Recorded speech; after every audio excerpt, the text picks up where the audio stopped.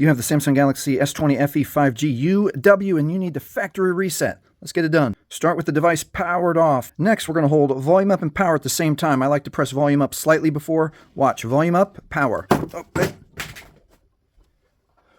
I also like to keep holding the device when I'm getting ready to reset it. All right, volume up, power. We're going to keep holding, let go of both fingers as soon as you see the logo. And in just a few more seconds, it's going to bring up the Android recovery menu. There it is. And now with the volume keys, we're going to scroll down to wipe data, factory reset. Pause right here and read that message.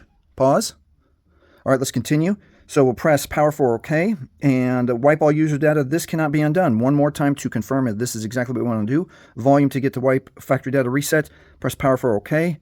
And as soon as you see the data wipe is complete, it is safe to reboot the system. Press power for OK. Hey, if this video has helped you, please do 3 things for me. Please like, please subscribe, and please visit our friends at Mint Mobile. Mint Mobile is a partner of this channel, and right now they have premium wireless plans starting at $15 a month.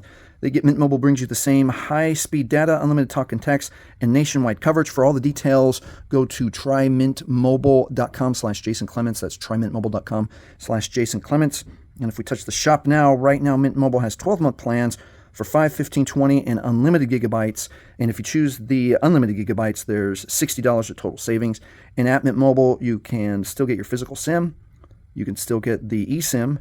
And you can keep your current number, bring your own phone. Again, great nationwide coverage, and all the data you need, you get to choose. And again, we want to thank our friends and partners at Mint Mobile. And thank you for watching.